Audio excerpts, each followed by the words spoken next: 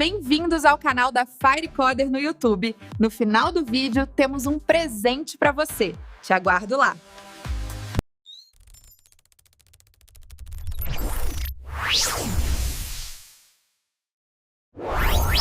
Sabe, existem momentos que mudam tudo. Numa história, na vida e num incêndio.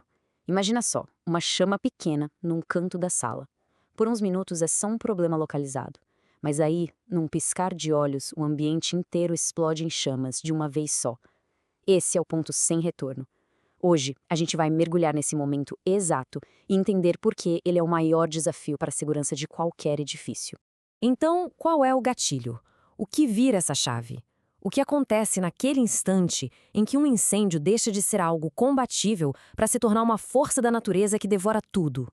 A resposta para isso tem nome e sobrenome, e é um fenômeno extremamente rápido e violento, conhecido como flashover. Todo grande incêndio começa pequeno. É uma chama isolada, quase boba, talvez no cesto de lixo, num sofá. A temperatura na sala sobe devagarinho, sabe? Nessa fase, a estrutura do prédio, o aço, o concreto, nem está sabendo o que está acontecendo. Parece que está tudo sob controle. Mas essa é aquela famosa calmaria que vem antes da tempestade. E aqui tem um ponto que pode parecer estranho. No comecinho, o perigo real não é o prédio desabar. O risco, na verdade, é muito mais silencioso. É a fumaça. É ela que impede a fuga, que intoxica e desorienta. As paredes ainda estão firmes, mas o ar está se tornando um veneno. Só que essa fase de crescimento lento, ela tem um prazo de validade. E quando esse limite é atingido, meu amigo, as regras do jogo mudam, mas mudam de forma instantânea. É aí que a gente chega no ponto crítico, no evento que transforma um incêndio localizado num verdadeiro inferno, o flashover. Tá, mas o que é esse tal de flashover na prática? Pensa assim, o calor do incêndio sobe e fica acumulado lá no teto. Essa camada de fumaça superaquecida começa a irradiar calor para baixo, como um forno gigante ligado no máximo. De repente, tudo o que está na sala, a mesa, a cadeira, o tapete, atinge a temperatura de queima ao mesmo tempo. O fogo não precisa mais se espalhar, ele simplesmente acontece, em todo lugar, de uma vez só. E olha, esquece qualquer ideia de um evento sutil. O flashover é barulhento, é violento. As janelas explodem para fora por causa da pressão. A gente ouve estalos, estrondos, é o ambiente se rendendo ao calor. Num segundo a sala está pegando fogo. No segundo seguinte o fogo já está saindo pela janela. Esse gráfico aqui, ele conta a história toda. A gente vê a temperatura subindo devagar, numa boa, na fase de ignição. Mas olha esse ponto aqui. A curva vira praticamente uma parede vertical. Isso não é só o fogo aumentando, gente. É uma mudança total na física do ambiente. O flashover transforma a sala num forno e as temperaturas disparam para níveis que são simplesmente insustentáveis.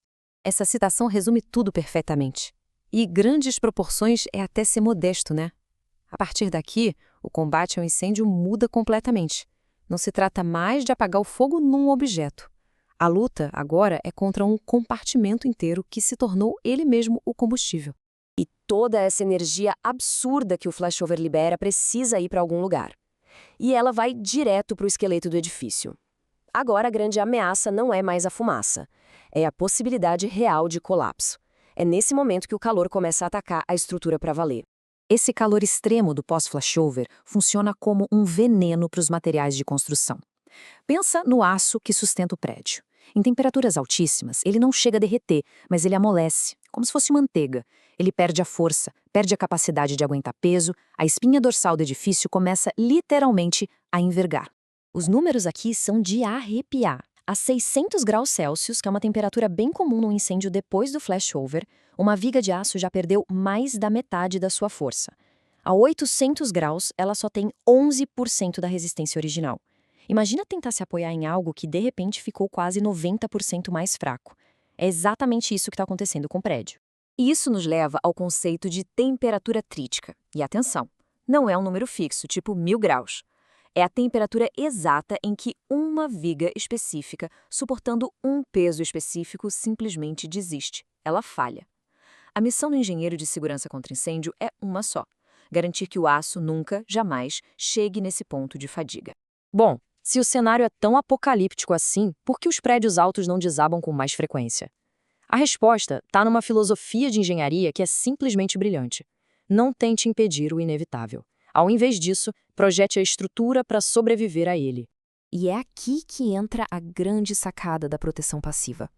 A engenharia moderna não é otimista, ela é realista.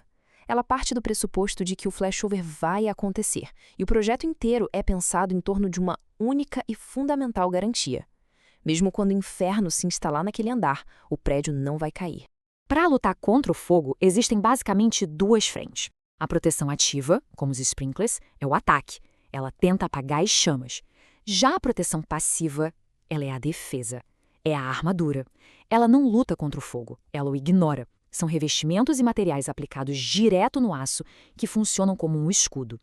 O único trabalho deles é impedir que o calor chegue na estrutura e a enfraqueça. Mas no final das contas, por que todo esse esforço? Por que fazer o prédio aguentar tanto calor? Porque evitar o colapso é só parte da história.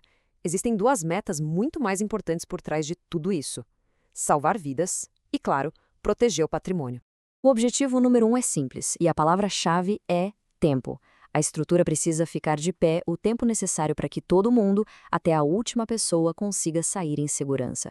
É uma corrida contra o relógio, e é a engenharia que compra esses minutos preciosos. E o segundo objetivo é financeiro, claro. Evitando o colapso total, o prédio pode ser recuperado, o que evita uma perda de milhões, às vezes bilhões. E tem mais um detalhe, especialmente em prédios comerciais. Um incêndio no 10º andar não pode comprometer o data center que fica no 12º. Muitas vezes, o que está dentro do prédio, servidores, equipamentos, documentos, vale muito mais do que a estrutura em si.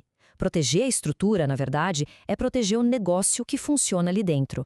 No fim, tudo isso se resume a uma confiança silenciosa que a gente deposita na engenharia todos os dias. Da próxima vez que entrar num prédio alto, num shopping, dá uma olhada para as vigas, para os pilares. Eles não estão ali só para segurar o teto. Eles guardam um segredo, um projeto pensado para responder a uma única pergunta aterrorizante. No pior dia possível, essa estrutura foi feita para sobreviver?